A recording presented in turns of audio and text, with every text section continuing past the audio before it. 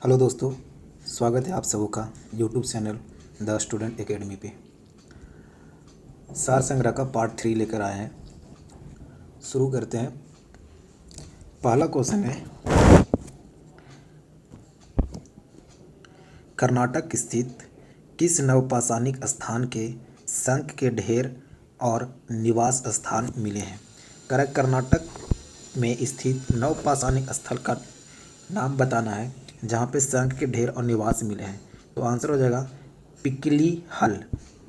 नाम है उस स्थान का क्या? पिकली हल। बात आई कर्नाटक की, तो कर्नाटक की बात करें तो कर्नाटक जिसका नाम पहले मैसूर था, 1973 में मैसूर का नाम बदलकर कर दिया गया क्या? कर्नाटक। कर्नाटक वर्तमान में मुख्यमंत्री इसके हैं BS येदियुरप्पा, राज्यपाल हैं वाजुभाई आरवाला। कर्नाटक से लगे राज्य कौन कौन से हैं? तो कर्नाटक से लगे सीमा वाले राज्य कौन हैं? गोवा, महाराष्ट्र, तेलंगाना, केरला, तमिलनाडु और आंध्र प्रदेश। जबकि एक तरफ इसकी सीमा समुद्री है और समुद्री सीमा अरब सागर की है।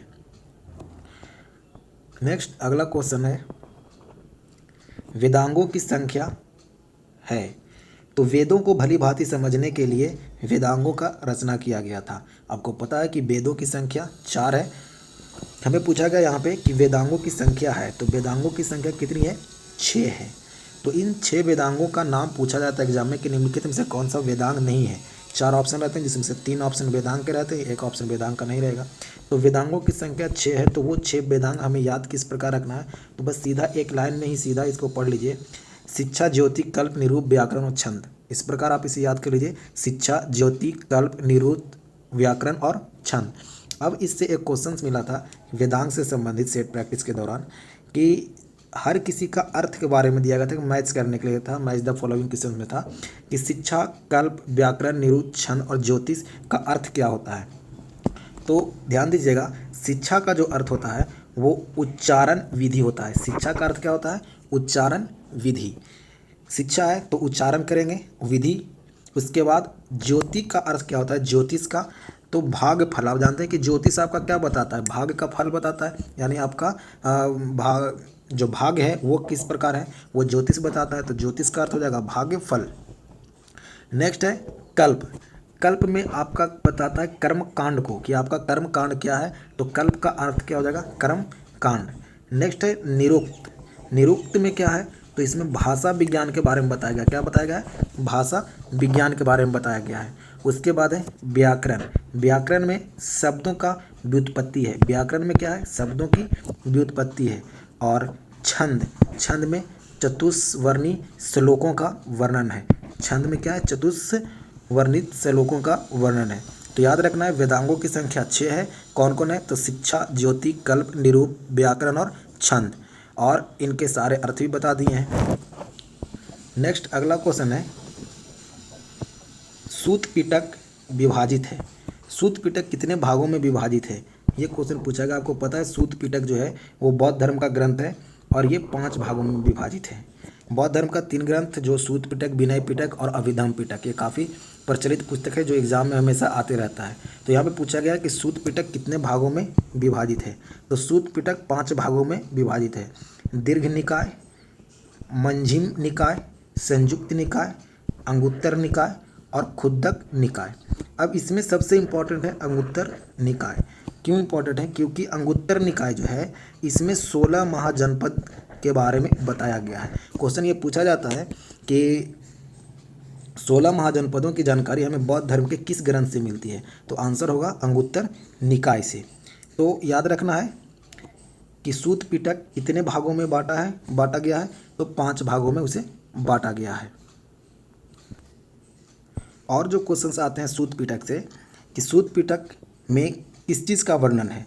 तो आंसर करेंगे धर्मोपदेश, यानी बौद्ध धर्म में दिया गया धर्मोपदेश का वर्णन किस में मिलता है? तो सूत पिटक में मिलता है। उसके बाद सूत पिटक में और क्या वर्णन है? तो सिद्धांतों का भी उल्लेख है। बौद्ध धर्म का जो सिद्धांत है उसका भी उल्लेख सूत पिटक में है। सूत पिटक के लेखक कौन है? तो सूत पिटक के लेखक जो हैं वो है आनंद, जो भगवान बुद्ध के प्रिय शिष्य थे। तो याद रखना है सूत पिटक के लेखक कौन है, आनंद। उसके बाद विनय पिटक आता है। विनय पिटक में बौद्ध मठों पर रहने वाले भिक्षु और भिक्षुणियों के अनुशासन के नियमों का वर्णन है किसमें, तो विनय पिटक में, याद रखना विनय पिटक में। उसके बाद और भी विनय पिटक से क्वेश्चंस आते हैं कि विनय पिटक के लेखक कौन है, तो विनय पिटक का लेखक उपाली थे। विनय पिटक के लेखक कौन थे, उपाली। उसके बाद आता है अभिधम पिटक। अभिधम पिटक में बौद्ध धर्म का उपदेश, सिद्धांत और बौद्ध दर्शनों का वर्णन है। ऐसा कहा गया है कि अभिधम पिटक का जो रचना हुआ था तीसरी बौद्ध संधि थी, जो अशोक के समय में पाटलिपुत्रा में हुआ था, उसी के समय अभिधम पिटक का रचना किया गया था, जिसके लेखक थे मोगलीपुत्र तीस्त। क्या नाम था, मोगलीपुत्र तीस्त। तो याद रखना है तीनों पिटक के बारे में। अभिधम पिटक के बारे में भी आपको बताया कि अभिधम पिटक जो तीसरी बौद्ध संधि के समय में जो पाटलिपुत्रा में आयोजन किया गया था अशोक के कार्यकाल में, उसी के समय में मोगनीपुत्र तीस्त के द्वारा अभिधम पिटक का रचना किया गया था। सूत पिटक से क्वेश्चन और पूछा जाता है। क्वेश्चन पूछा गया था एग्जाम में कि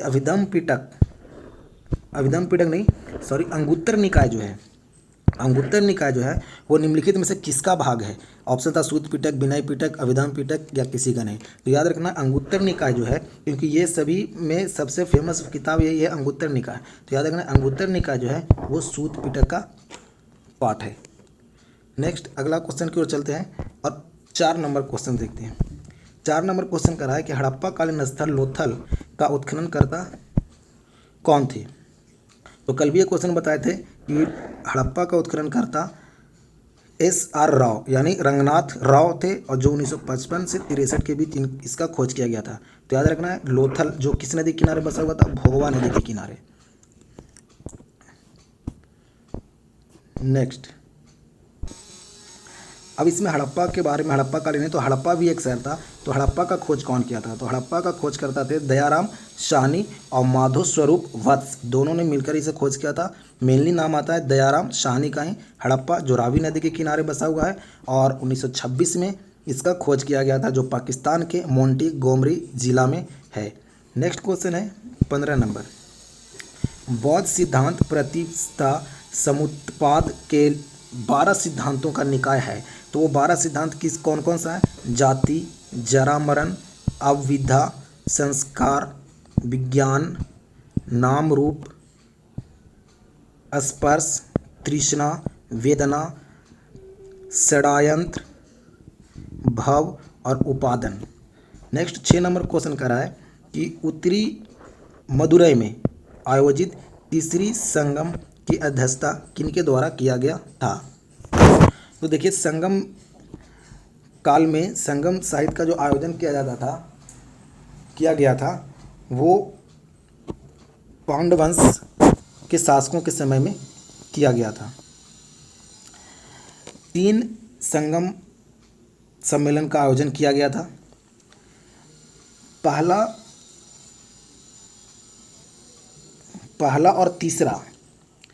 संगम और तीसरा संगम जो था वो मदुरै में हुआ था, जबकि दूसरा संगम जो था वो कपाटपुरम में आयोजन किया गया था। अब यहाँ से क्वेश्चन क्या पूछा है कि तीसरा संगम की अध्यक्षता किसने किया था। तो तीसरा संगम का अध्यक्षता नकीर के द्वारा किया गया था। तीसरा संगम का अध्यक्षता नकीर के द्वारा किया गया था, जबकि पहला और दूसरा संगम की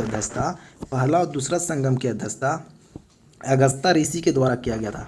किसके द्वारा, अगस्ता ऋषि के द्वारा किया गया था। तो याद रखना है पहला, दूसरा और तीसरा, तो पहला और दूसरा संगम की अध्यक्षता अगस्ता ऋषि ने, जबकि तीसरा संगम की अध्यक्षता नकीर के द्वारा किया गया था। पहला और तीसरा का आयोजन कहाँ पे हुआ था, तो मदुरै में, जबकि दूसरा का आयोजन कहाँ पे हुआ था, तो कपाटपुरम में।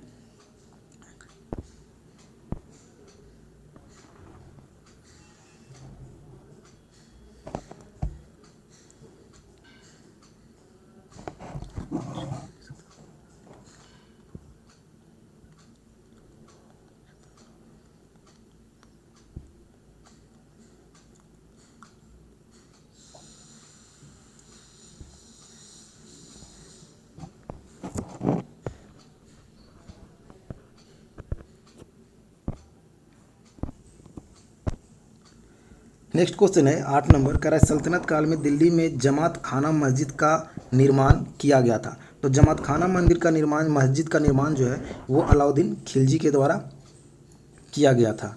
आपको पता है दिल्ली सल्तनत पे शासन करने वाले शासकों के में एक अलाउद्दीन खिलजी भी था, जो खिलजी वंश से था। खिलजी वंश से था ये। खिलजी वंश जो 1290 से 1320 तक, 1290 से 1320 तक इसका कार्य कर रहा खिलजी वंश का। खिलजी वंश का संस्थापक जलालुद्दीन फिरोज खिलजी था, जिसने अपनी राजधानी किलोखरी को बनाया। अलाउद्दीन खिलजी उसी का भतीजा था जो 1296 में इसकी हत्या कर वह गद्दी पर बैठता है। अलाउद्दीन खिलजी। अलाउद्दीन खिलजी का बचपन का नाम अली और गरसूब था। अलाउद्दीन खिलजी जो था वो बाजार नियंत्रण, घोड़ा के दागने की प्रथा, सैनिकों का हुलिया लिखने का प्रथा, दैवीय शासन प्रणाली और भी बहुत सारे ऐसे कार्य तो इनके द्वारा किया गया था। उसके बाद है अलाउद्दीन खिलजी के द्वारा ये कहा गया कि क्या बनाई जमायत खाना मस्जिद बनाया गया था अलाउद्दीन खिलजी के द्वारा। सिरी का किला, अलाई दरवाज़ा, खम्बात, खम्स महल, ये सभी बनाया गया था अलाउद्दीन खिलजी के द्वारा। नेक्स्ट क्वेश्चन कर रहा है कि किस सूफी संत को महबूब ए इलाही यानी ईश्वर के प्रेमी की लोकप्रियता उपाधि मिली थी। शेख निजामुद्दीन औलिया को। निजामुद्दीन औलिया जिसका दरगाह दिल्ली में है, और इसी ने कहा था गयासुद्दीन तुगलक को कि दिल्ली अभी दूर है। उसके बाद और भी सूफी संत हैं, एक का नाम है शेख सलीम चिश्ती। शेख सलीम चिश्ती। शेख सलीम चिश्ती का दरगाह फतेहपुर सीकरी में है। एक है शेख मुइजुद्दीन चिश्ती, इनका दरगाह अजमेर में है।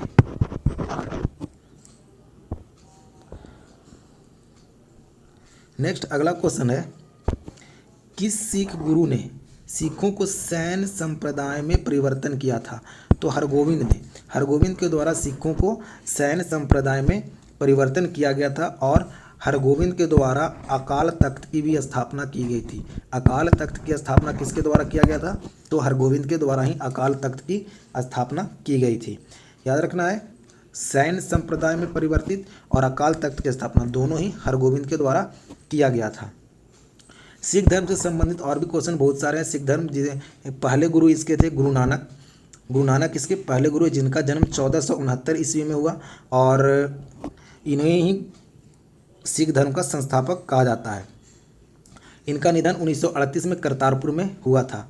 हरगोविंद के बारे में, हरगोविंद जो छठे गुरु थे, इन्होंने अकाल तख्त और ईश्वर का सिंहासन और सैनिक संप्रदाय ये सभी कार्यों जो है वो हरगोविंद के द्वारा ही किया गया था।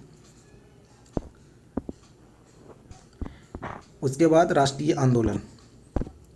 करा सहयोग आंदोलन के विरोध में किन नेताओं ने कांग्रेस से त्याग दे दिया था, यानी त्याग पत्र दे दिया था। तो Annie Besant, Mohammad Ali Jinnah, Bipin Chandra Paul, sir Narayan चंद्रवारकर और शंकर नारायण, ये सभी थे वो असहयोग आंदोलन के विरुद्ध में कांग्रेस से त्यागपत्र दे दिए थे। असहयोग आंदोलन को सहयोग आंदोलन यहाँ पे लिखा गया है।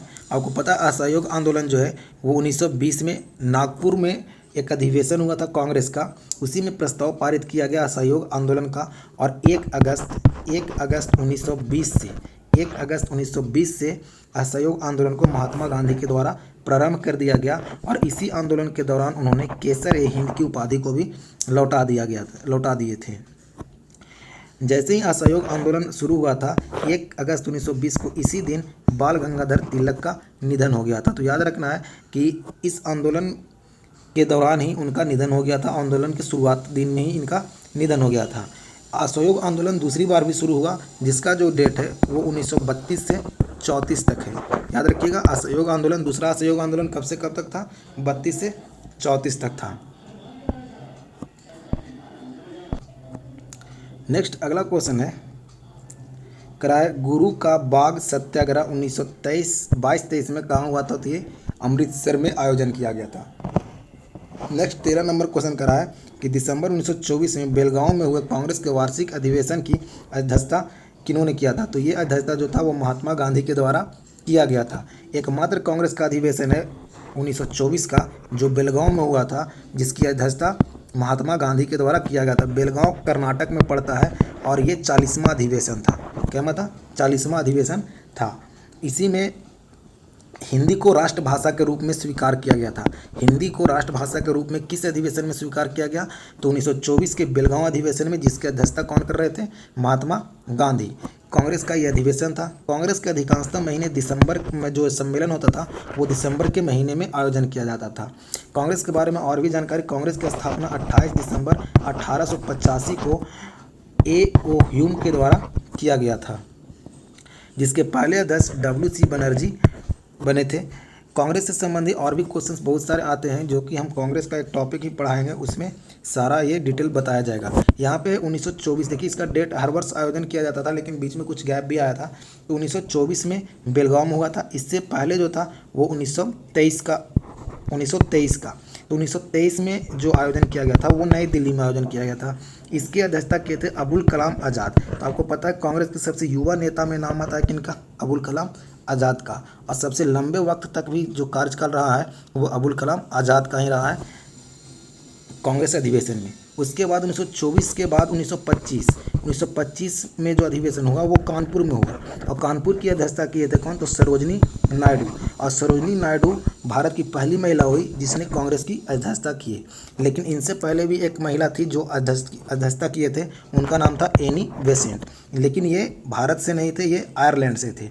उसके बाद एक और महिला ने कांग्रेस की अध्यक्षता की है, जिनका नाम था नेल्ली सेन गुप्ता। तो आज़ादी से पहले 3 महिलाओं ने भारतीय राष्ट्रीय कांग्रेस की अध्यक्षता किए थे। उसके बाद 1925 के बाद आता है 1926 का जो अधिवेशन हुआ था वो गुवाहाटी में हुआ था। और इस अधिवेशन में सभी कांग्रेस के सदस्यों को खादी पहनना अनिवार्य कर दिया गया था। याद रखना, 1926 का अधिवेशन गुवाहाटी में हुआ था, जहां पे बताया गया कि सभी कांग्रेसी खादी कपड़ा को पहनेंगे। उसके बाद 1927 का अधिवेशन हुआ मद्रास में इसका आयोजन किया गया, और इस समय पूर्ण स्वाधीनता की मांग की गई। पूर्ण स्वाधीनता की मांग 1927 के मद्रास अधिवेशन में किया गया था। 27 के बाद 28 कोई खास नहीं था। 28 के बाद आता है 29 का अधिवेशन जो हुआ था 1929 का, वो लाहौर में आयोजन किया गया था, और इसकी अध्यक्षता P.T. नेहरू ने, पंडित जवाहरलाल नेहरू ने किए थे। कांग्रेस की अध्यक्षता के तौर पर इन्होंने, यह पहला अध्यक्षता था उनका जिसमें पूर्ण स्वराज की मांग की गई थी। उसके बाद 1931 जो कराची में आयोजन किया गया था, इसके अध्यक्षता पटेल साहब ने किए थे, सरदार पटेल ने किए थे। इसमें मौलिक अधिकार की मांग की गई थी। और इसी अधिवेशन में 1931 का कांग्रेस कराची अधिवेशन, जिसके अध्यक्षता सरदार पटेल ने किए थे, इसी अधिवेशन में कहा गया था कि गांधी मर सकता है पर गांधीवादी नहीं। तो ये सारे कांग्रेस से कुछ इंपॉर्टेंट 1924 के आसपास के थे। तो इस प्रकार से आप याद कीजिएगा तो आपको याद करने में आसानी होगा। अगला क्वेश्चन क्या है? अगला क्वेश्चन है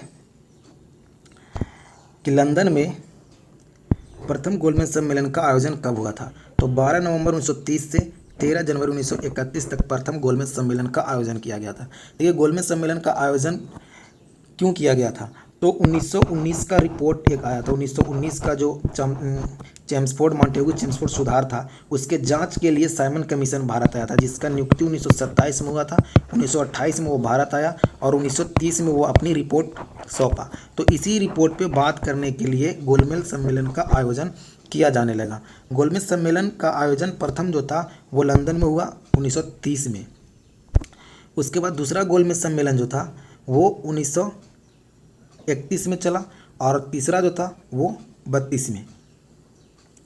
तीनों गोलमेज सम्मेलन हुआ, जिसमें एकमात्र गोलमेज सम्मेलन था दूसरा, जिसमें कांग्रेस की तरफ से महात्मा गांधी ने प्रतिनिधि किए। बाकी किसी भी सम्मेलन में कांग्रेस ने भाग नहीं लिया। भीमराव अंबेडकर ने तीनों ही सम्मेलन में भाग लिए थे, और महात्मा गांधी के साथ सरोजनी नायडू ने उस सम्मेलन में भाग लिए थे। नेक्स्ट अगला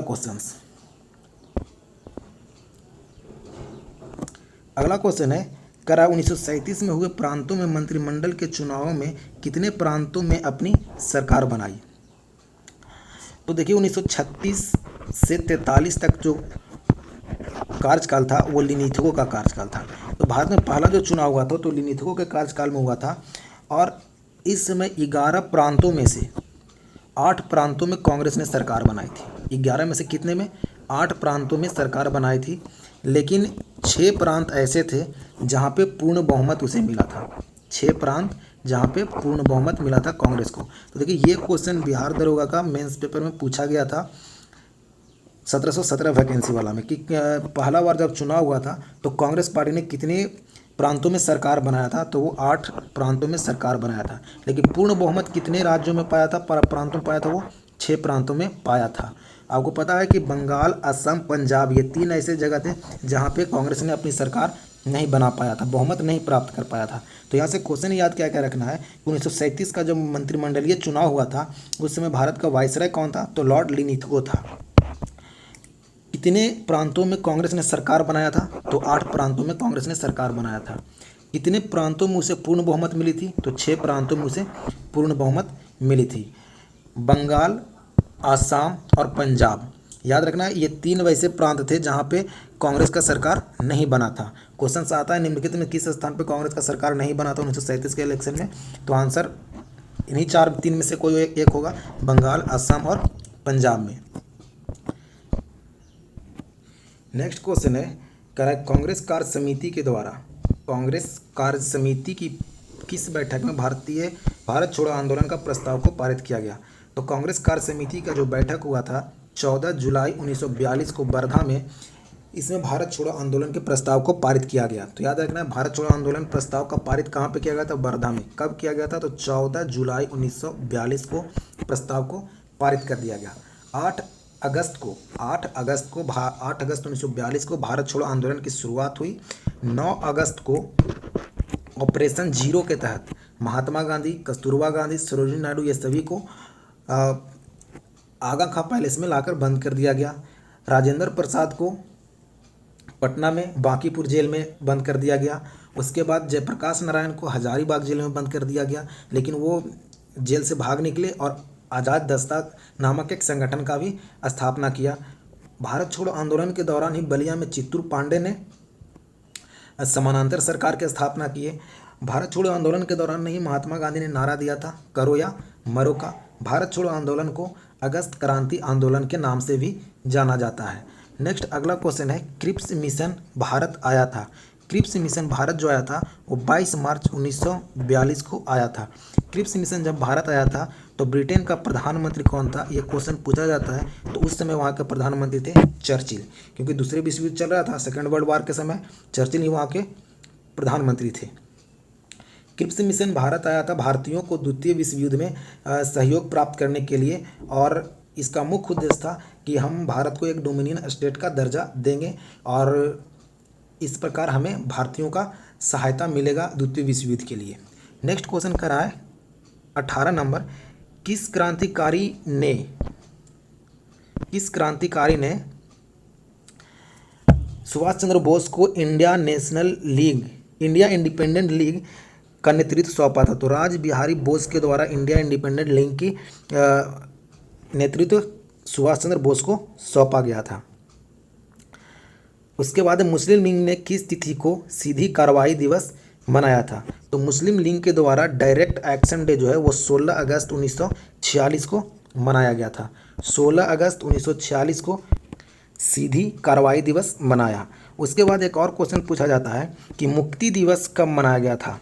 मुक्ति दिवस, पाकिस्तान मुक्ति दिवस मनाया गया था 22 दिसंबर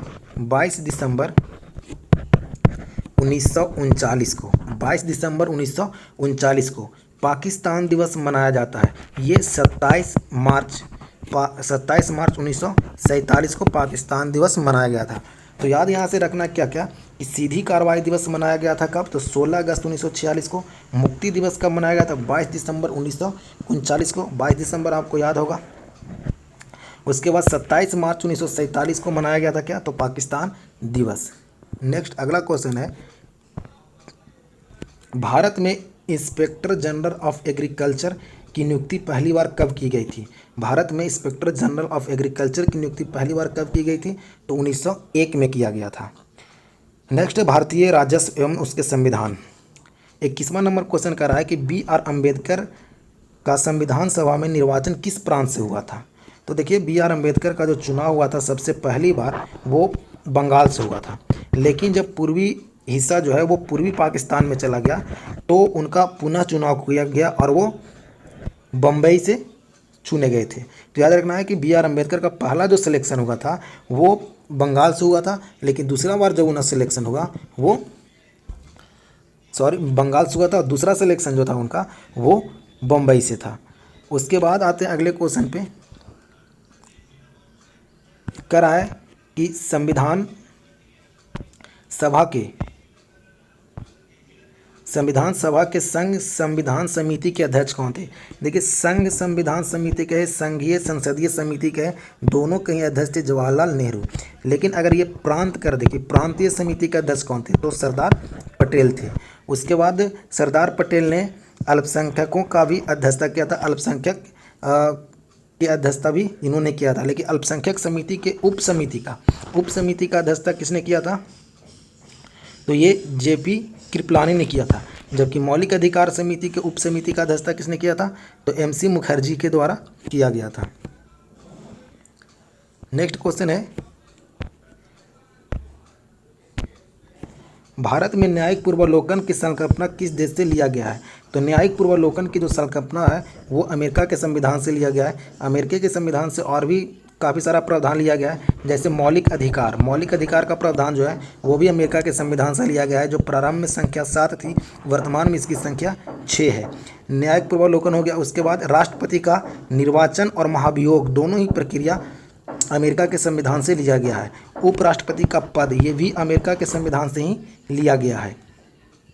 उसके बाद है संविधान की सर्वोच्चता, ये भी अमेरिका के संविधान से लिया गया है। प्रस्तावना भी अमेरिका के संविधान से लिया गया है, जबकि प्रस्तावना की जो भाषा है, प्रस्तावना की भाषा जो है वो ऑस्ट्रेलिया के संविधान से लिया गया है। नेक्स्ट क्वेश्चन है, यदि भारत संघ के नए राज्य का सृजन करना हो तो संविधान के किस अनुसूची में आवश्यक संशोधन किया जाएगा। तो ये पहले अनुसूची में संशोधन किया जाएगा, संविधान के पहले अनुसूची में। उसके बाद कह रहा है क्वेश्चन में कि भारतीय संविधान का कौन सा भाग और अध्याय संघ और राज्यों के बीच विधायी संबंध के बारे में बताता है। तो ये अध्याय 11 का भाग 1 ऐसा बताता है।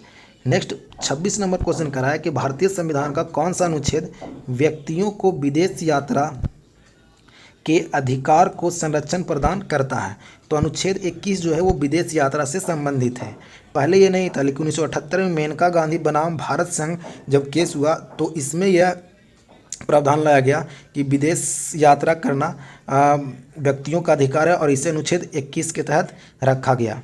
अनुच्छेद 21 जो प्राण एवं दैहिक की स्वतंत्रता की बात करता है। उसके बाद है मंत्रिपरिषद के विरुद्ध अविश्वास प्रस्ताव लाने के लिए लोकसभा के सदस्यों की न्यूनतम संख्या कितनी होनी चाहिए। तो अविश्वास प्रस्ताव लाने के लिए लोकसभा में के सदस्यों की संख्या होती है 50, कम से कम 50 सदस्य होना चाहिए। अविश्वास प्रस्ताव लोकसभा में ही पेश किया जाता है और वो किसी भी विपक्ष के द्वारा लाया जा सकता है। अविश्वास प्रस्ताव का जो चर्चा है वो अनुच्छेद 75 में किया गया है। याद रखना है, अविश्वास प्रस्ताव की जो चर्चा है वो अनुच्छेद 75 में किया गया है।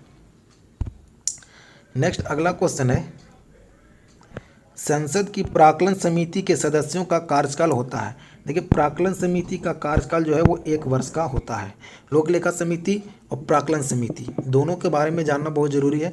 तो प्राक्कलन समिति का जो गठन किया गया था वो जॉन मथाई के सिफारिश पर 1950 में किया गया था। प्राक्कलन समिति का स्थापना जॉन मथाई के सिफारिश पर 1950 में किया गया था।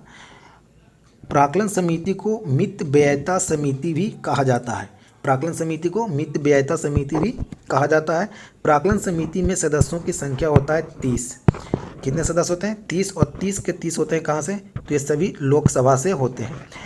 प्राक्कलन समिति का अध्यक्ष सत्ताधारी में से किसी भी व्यक्ति को अध्यक्ष लोकसभा के अध्यक्ष के द्वारा नियुक्त किया जाता है। यानी प्राक्कलन समिति का अध्यक्ष उसी व्यक्ति को बनाया जाएगा जिसकी सरकार बहुमत में है, और इसकी नियुक्ति कौन करता है? तो लोकसभा अध्यक्ष के द्वारा किया जाता है। उसके बाद प्राक्कलन समिति का ही एक भाग है, भाग नहीं है, यानी उसी का जुड़वा बहन है लोक लेखा समिति। लोक लेखा समिति का गठन जो है वो 1919 के अधिनियम के तहत 1921 में किया गया था। सबसे पुरानी संसदीय समिति में नाम आता है लोक लेखा समिति का ही, जिसका गठन 1919 के अधिनियम के तहत 1921 में किया गया था। 1921 में इसका गठन किया गया। लोक लेखा समिति में सदस्यों की संख्या होता है 22, जिसमें से 15 लोकसभा से होते हैं और 7 राज्यसभा से होते हैं।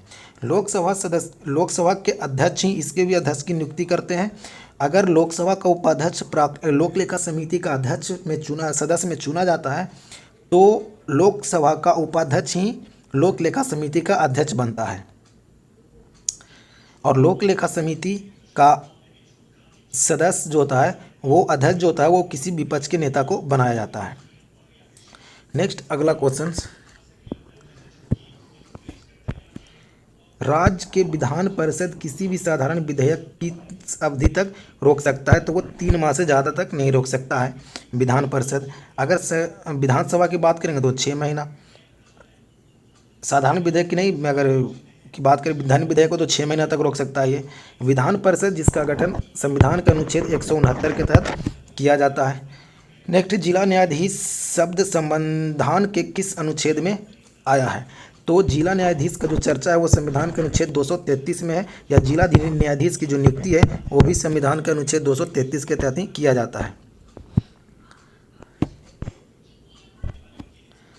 नेक्स्ट क्वेश्चन है, कह रहा है कि चौड़ाबाड़ी ग्लेशियर स्थित है, तो ये उत्तराखंड के केदारनाथ में स्थित है चौड़ाबाड़ी ग्लेशियर। कुछ ग्लेशियर ऐसे जिसके नाम पूछे जाते हैं, जैसे चौड़ाबाड़ी हो गया, गंगोत्री हो गया, मिलान हो गया, गंगोत्री, मिलान, हिस्पर, उसके बाद है बियाफो, बाल्टेरो। ये सारे ग्लेशियर हैं जो एग्जाम में पूछे गए ग्लेशियर का नाम है। एक बार फिर से सुनिए, गंगोत्री, मिलान, हिस्पर, बियाफो, बाल्टेरो, ये सभी काराकोरम श्रेणी के हिस्से हैं। उसके बाद अगला क्वेश्चन, हिमालय की रचना समानांतर वलय श्रेणियों में हुआ है, जिसमें से प्राचीनतम श्रेणी कौन सा है? तो सबसे प्राचीनतम श्रेणी जो है वो बृहत हिमालय है, जिसे महान हिमालय भी कहा जाता है। इसी पे आपका हिमाद्री भी है। महान हिमालय यानी बृहत हिमालय का जो विस्तार है सिंधु नदी से लेकर पूरब में अरुणाचल प्रदेश में नामचे बरवा पर्वत तक है। बृहत हिमालय पे बहुत सारी ऊंची श्रेणियां हैं, जितने भी प्रसिद्ध श्रेणियां हैं सभी बृहत हिमालय का ही हिस्सा है, जैसे माउंट एवरेस्ट, कंचनजंगा, मकालू, धौलागिरा, नंगा पर्वत, अन्नपूर्णा, नंदा देवी, केदारनाथ, ये सभी बृहत हिमालय के ही हिस्से हैं।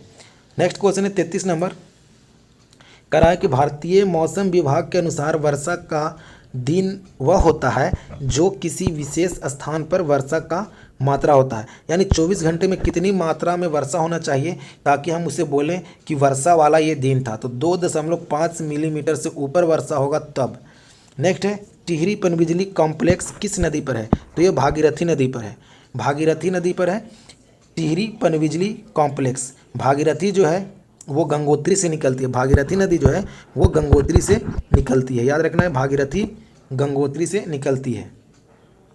नेक्स्ट क्वेश्चन है कि गुलाबी क्रांति का संबंध किससे है? तो गुलाबी क्रांति का संबंध है प्याज उत्पादन से।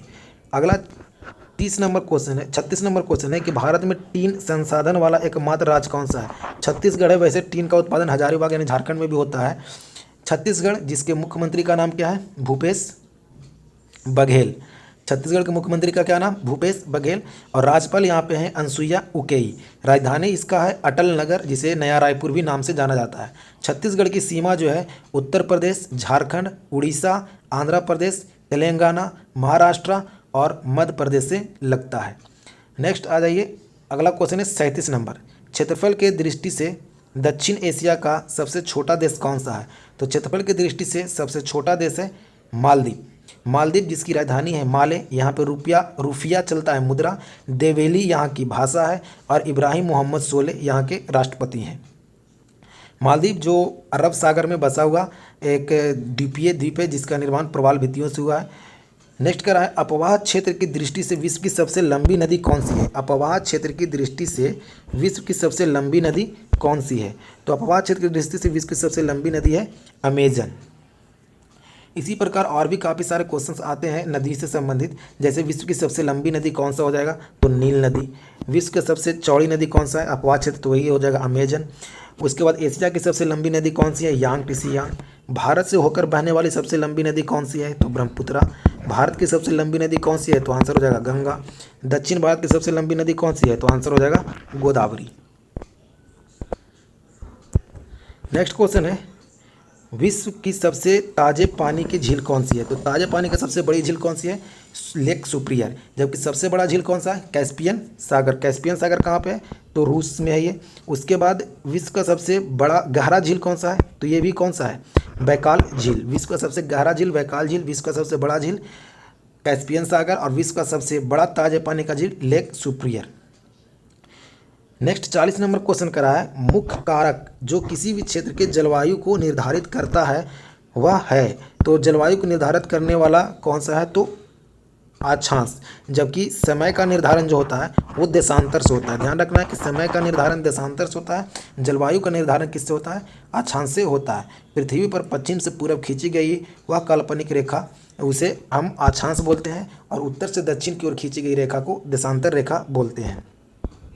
नेक्स्ट क्वेश्चन कर रहा है कि जैव विविधता का सबसे महत्वपूर्ण पहलू क्या है? तो जैव विविधता का सबसे महत्वपूर्ण पहलू है पारिस्थितिकी तंत्र का निर्वहन करना। पारिस्थितिकी तंत्र का निर्वहन करना जैव विविधता का सबसे महत्वपूर्ण कारण है। रेड डाटा बुक का प्रकाशन किया जाता है। तो रेड डाटा बुक का प्रकाशन IUCN international union for conservation of nature के द्वारा किया जाता है, जिसका पहला प्रकाशन 1948 में किया गया था। IUCN का मुख्यालय कहाँ पर है? तो ग्लांड, जो पड़ता है स्विट्जरलैंड में। नेक्स्ट क्वेश्चन है, रामसन सम्मेलन संबंधित है। तो रामसन सम्मेलन का संबंध आर्द्र भूमि से है। रामसन सम्मेलन की शुरुआत जो है वो 2 फरवरी 1971 को ईरान में एक सम्मेलन का आयोजन किया गया। 2 फरवरी 1971 को ईरान में एक सम्मेलन का आयोजन किया गया। उसी सम्मेलन को रामसन सम्मेलन नाम दिया गया। उसी समय से आर्द्र भूमि के संरक्षण के लिए, वेटलैंड जिसे इंग्लिश में बोलते हैं, के संरक्षण के लिए योजनाएं चलाई गई। तो आप जानते हैं 2 फरवरी 1971 को इसका पहला आयोजन हुआ था, इसीलिए विश्व आर्द्र भूमि दिवस भी 2 फरवरी को ही मनाया जाता है। अभी हाल ही में भारत के 10 नए ऐसे आर्द्र भूमि थे जिसे इसमें शामिल किया गया। तो टोटल भारत में आर्द्र रामसन सम्मेलन में शामिल आर्द्र भूमियों की संख्या कितनी है? 37। पहले था 27, 10 नया शामिल किया गया। तो याद रखना, रामसन सम्मेलन किससे संबंधित है? तो आर्द्र भूमि से। रामसन सम्मेलन का आयोजन पहली बार कब किया गया था? 2 फरवरी 1971 को। कहाँ किया गया था? तो ईरान में किया गया था। 2 फरवरी को किए जाने के कारण विश्व आर्द्र दिवस मनाया जाता है कितने तारीख को? तो 2 फरवरी को। और रामसन सम्मेलन में अभी कितने भारतीय आर्द्र भूमि को शामिल किया गया है? तो 10। टोटल कितना हो गया? तो टोटल हो गया कितना? 37। नेक्स्ट अगला क्वेश्चन कर रहा है, वायुमंडल की प्राकृतिक संतुलन के लिए कार्बन डाइऑक्साइड की उपस्थिति उपयुक्त सांद्रता मानी जाती है। कल भी एक क्वेश्चन था, 278 ppm या 0.03% कार्बन डाइऑक्साइड की मात्रा होती है। अभिष्ट राष्ट्रीय निर्धारण अंशदान से क्या तात्पर्य है? तो जलवायु परिवर्तन के लिए विश्व के देशों के लिए बनाई गई कार्यक्रम है ये। नेक्स्ट, नागालैंड के पर्वतीय वन बंजर हो रहे हैं, कारण इसका क्या है? तो कारण है झूम कृषि। झूम कृषि जो है वो वनों को काट कर उससे जलाकर फिर वहाँ पे खेती योग्य भूमि बनाया जाता है, जिसके कारण वन बंजर हुए जा रहे हैं। नागालैंड एक पूर्वी भारतीय राज्य है जिसकी सीमा एक और म्यांमार से लगता है, जबकि ऊपर में अरुणाचल प्रदेश से, और ठीक उसके बगल में आसाम से, और उसके नीचे मिजोरम से इसकी सीमा लगती है। सॉरी, मिजोरम नहीं, मणिपुर से इसकी सीमा लगती है। नागालैंड जिसके मुख्यमंत्री हैं नेफ्रू रियो, और RN रवि जो है इसके राज्यपाल हैं। 1963 में नागालैंड का गठन किया गया था। हॉर्नबिल उत्सव नागालैंड का प्रसिद्ध त्यौहार है। नेक्स्ट है, पिन वैली राष्ट्रीय उद्यान कहाँ पे है? तो पिन वैली राष्ट्रीय उद्यान जो है वो हिमाचल प्रदेश में है। पिन वैली राष्ट्रीय उद्यान जो है वो हिमाचल प्रदेश में है। हिमाचल प्रदेश के और राष्ट्रीय उद्यान का नाम क्या है? तो खीर गंगा। उसके बाद इंदर किला, क्या नाम है? इंदर किला, खीर गंगा, सिम्बरवाला, ग्रेट हिमालय, ये सभी हिमाचल प्रदेश के राष्ट्रीय उद्यान है। उसके बाद है क्वेश्चन अगला, दाची ग्राम अभयारण्य। दाची ग्राम अभ्यारण्य स्थित है? तो दाची ग्राम अभ्यारण्य जो है वो जम्मू कश्मीर में स्थित है।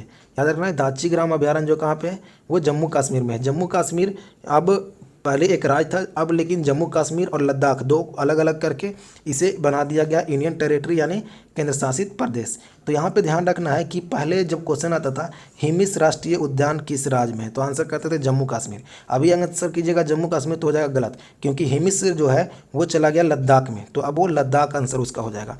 जबकि किश्तवाड़ा वन्यजीव अभ्यारण्य जो है वो जम्मू कश्मीर के किश्तवाड़ा जिला में ही है, और सलीम अली राष्ट्रीय उद्यान श्रीनगर में है, जिसे सिटी फॉरेस्ट भी कहते हैं। याद रखना है, क्वेश्चन आपको घुमा कर पूछ सकता है, सलीम अली नहीं लिखकर पूछ देगा सिटी फॉरेस्ट वन्यजीव अभ्यारण्य कहाँ है, तो याद रखना है जम्मू कश्मीर के श्रीनगर में है।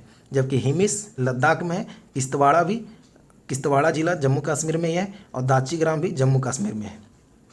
नेक्स्ट क्वेश्चन है 49 नंबर की इंडोर वायु प्रदूषण। इंडोर वायु प्रदूषण का सर्वाधिक महत्वपूर्ण प्रदूषक गैस कौन सा है? रेडॉन। रेडॉन एक ऐसा अक्रिय गैस है जो वायुमंडल में नहीं पाया जाता है। ठीक है, रेडॉन एक ऐसा अक्रिय गैस है जो वायुमंडल में नहीं पाया जाता है। वायुमंडल में सर्वाधिक मात्रा में पाया जाने वाला अक्रिय गैस है आर्गन। अक्रिय गैसों की संख्या कितनी है? तो 6। अक्रिय गैस की खोज किसने किया था? रैमजे और रेले ने। अक्रिय गैस जो है वो आवर्त सारणी के शून्य वर्ग में आते हैं। अक्रिय गैस को और भी नाम से जाना जाता है, जैसे इसे इनर्ट गैस बोला जाता है। उसके बाद इसे और भी एक दो नाम दिया गया है अक्रिय गैस को, उत्कृष्ट गैस, नोवेल गैस, दुर्लभ गैस। ये सारे नाम किसका है? तो अक्रिय गैस का ही नाम है। नेक्स्ट है अंतर्राष्ट्रीय अम्ल वर्षा सूचकांक केंद्र का स्थापना मैनचेस्टर में नहीं, ये नॉर्वे की राजधानी ओस्लो में है। नॉर्वे की राजधानी ओस्लो में है। यहाँ का मुद्रा क्या है? क्रोन है। नॉर्वे की मुद्रा क्रोन है। और जानते हैं मध्यरात्रि का सूर्य का देश कहा जाता है किसे? नॉर्वे को ही। नॉर्वे मानव विकास सूचकांक में नंबर 1 रैंक पे है। नेक्स्ट अगला क्वेश्चन पे आते हैं। नेक्स्ट क्वेश्चन है इकोनॉमी से, कह रहा है कि अल्पकालीन आवश्यकताओं की पूर्ति हेतु जिस ब्याज दर पर कॉमर्शियल बैंक रिजर्व बैंक से नकदी ऋण प्राप्त करता है उसे क्या बोलते हैं? तो रेपो रेट उसे बोलते हैं। देखिए रेपो रेट जब आरबीआई कॉमर्शियल बैंक को देगा तो उसे रेपो रेट कहेंगे, और आरबीआई जब कॉमर्शियल बैंक से लेगा तो उसे रिवर्स रेपो रेट कहते हैं। और दोनों ही रेपो रेट जो होता है वो अल्पकालीन होता है। क्वेश्चन ये पूछा गया है कि रेपो रेट अल्पकालीन होता है दीर्घकालीन होता है, तो याद रखना है कि रेपो रेट और रिवर्स रेपो रेट दोनों ही क्या होता है? अल्पकालीन होता है।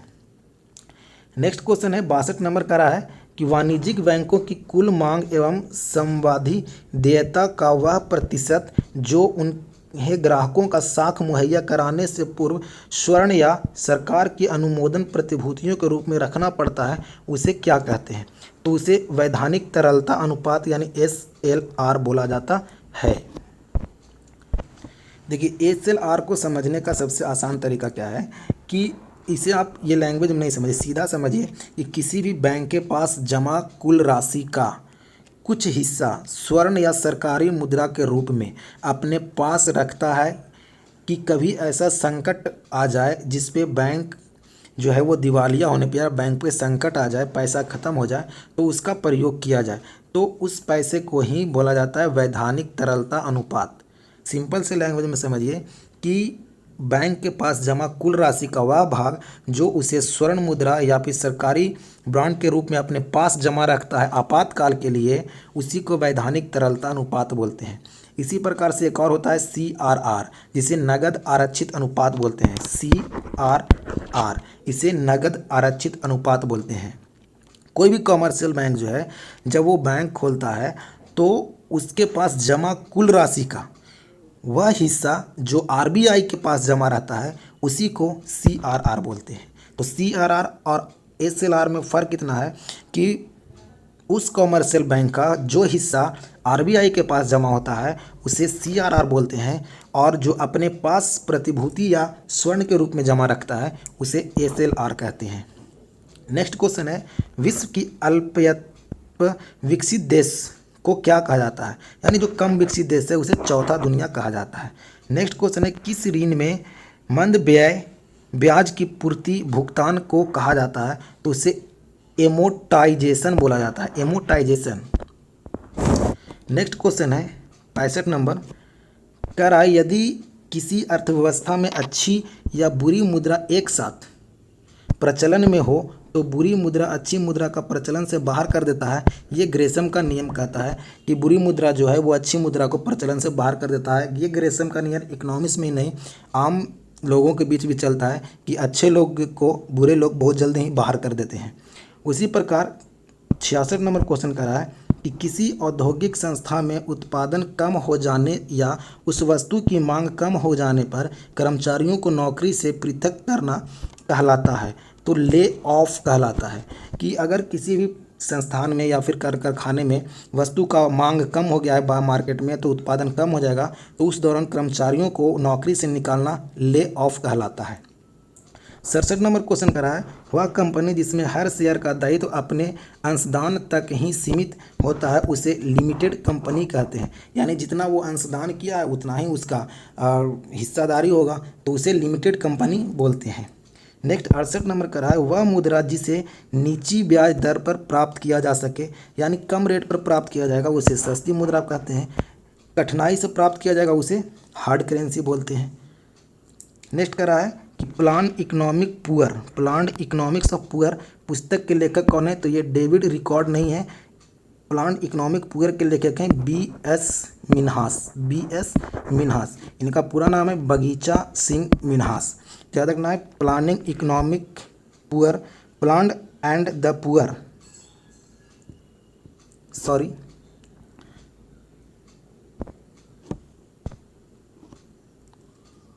उसके बाद है एक पुस्तक का और नाम आता है प्लान इकोनॉमिक ऑफ इंडिया। जी, plan economic of India. Plan economic of India के पुस्तक के लेखक हैं 1934 में ये पुस्तक लिखी गई थी सर विश्वेश्वरैया के द्वारा। जबकि प्लान एंड द पुअर पुस्तक के लेखक कौन है, बी.एस. मिन्हास।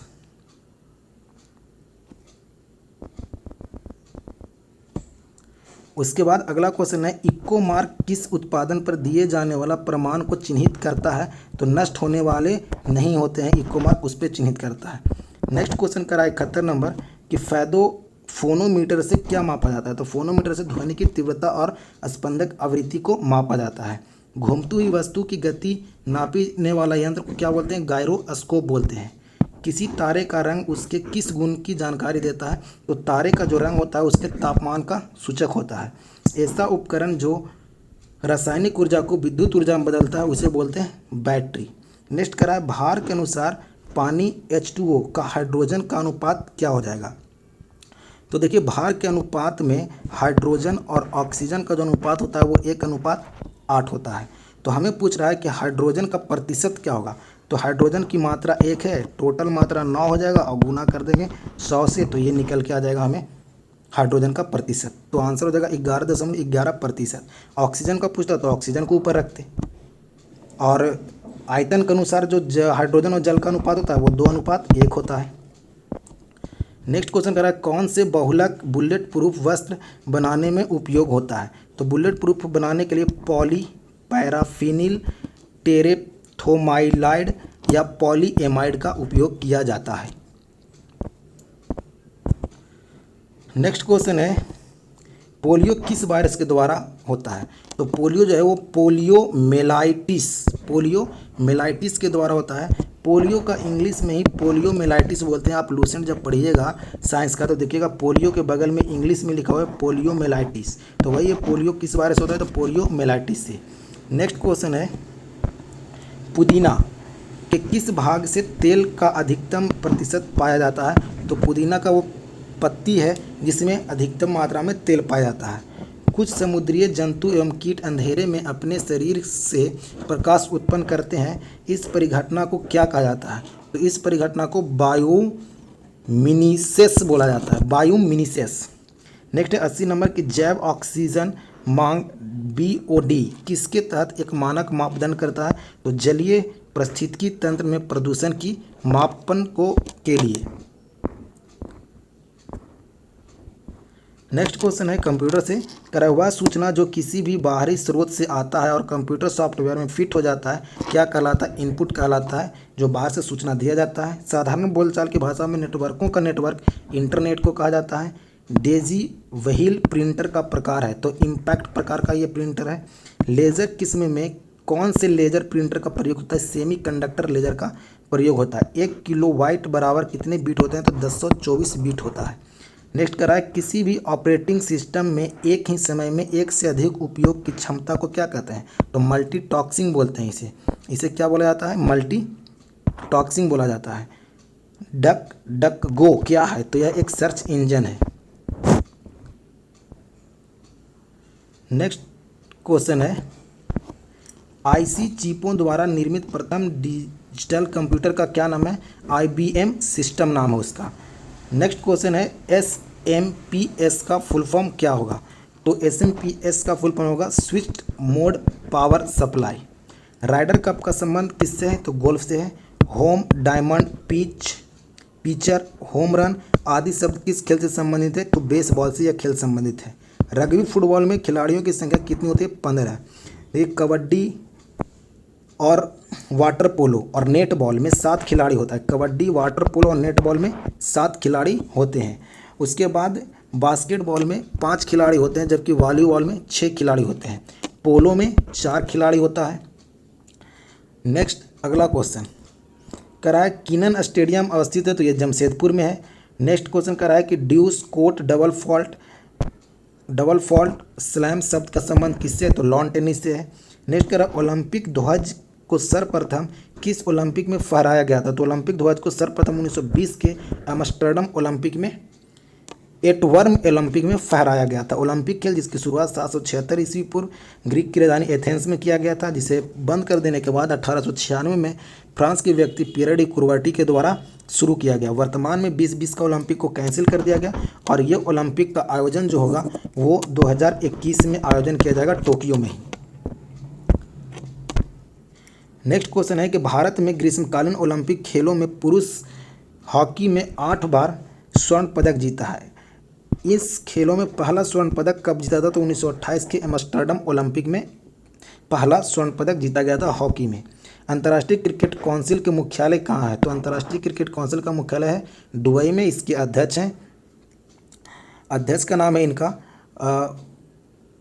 शशांक मनोहर इसके अध्यक्ष हैं और मनु सहानी इसके CEO हैं। 105 सदस्य अभी ICC में है और इसका स्थापना 1909 में हुआ था। मुख्यालय दुबई में है। राष्ट्रमंडल खेलों में पहले नाम ब्रिटिश एम्पायर था। राष्ट्रमंडल खेल का पहले जो नाम था वो ब्रिटिश एम्पायर था। राष्ट्रमंडल खेल इसका नाम कब से हो गया? तो 1978 से। 1930 में राष्ट्रमंडल खेल का आयोजन पहली बार किया गया था कनाडा के हैमिल्टन में। 1934 में भारत ने इसमें पहली बार भाग लिया था। नेक्स्ट क्वेश्चन है कि वाटर पोलो की सर्वोच्च नियम अंतर्राष्ट्रीय संस्थान कौन सा है? तो federation international D nation. Next question कर रहा है कि वैज्ञानिक और अनुसंधान परिषद CSIR की स्थापना कब हुई थी? तो इसकी स्थापना 1942 में हुआ था और इसके अध्यक्ष जो होते हैं वो प्रधानमंत्री होते हैं। मुख्यालय इसका नई दिल्ली में है। CSIR का फुल फॉर्म क्या हो जाएगा? तो council of scientific and industrial research. Next है, भारत का राष्ट्रीय ध्वज का डिजाइन करता कौन है? तो पिंगले बंकैया के द्वारा तैयार किया गया था। मोहिनी अट्टम प्रमुख लोक नृत्य है केरल का। कुचिपुड़ी प्रमुख नृत्य है आंध्र प्रदेश और तेलंगाना का। और ओरविले आश्रम का संबंध है अरविंद घोष से। तो ये था सार संग्रह का पार्ट 4। इसी प्रकार से आगे भी आते रहेंगे। थोड़ी बहुत अभी दिक्कतें आ रही है जो उसे सुधारने का प्रयास हर दिन किया जा रहा है। अगर आपको हमारा वीडियो पसंद आ रहा है तो आप इसे लाइक करें, दोस्तों में शेयर करें और अगर आप चैनल पर नए हैं तो हमारे चैनल को सब्सक्राइब करें। और हम बहुत जल्द ही बिहार दरोगा के प्रीलिम्स और मेंस के लिए और नए पुराने दोनों वैकेंसी के लिए बिहार SSC के मेंस पेपर के लिए बहुत जल्द ही होमवर्क का सीरीज एक स्टार्ट करने जा रहे हैं। उसमें टेस्ट सीरीज भी होगा, टेस्ट डिस्कशन भी होगा और एज ए क्यूज जिस प्रकार से ऑफलाइन में क्यूज चलता था उस प्रकार से करने का प्रयास किया जा रहा है। तब तक के लिए धन्यवाद।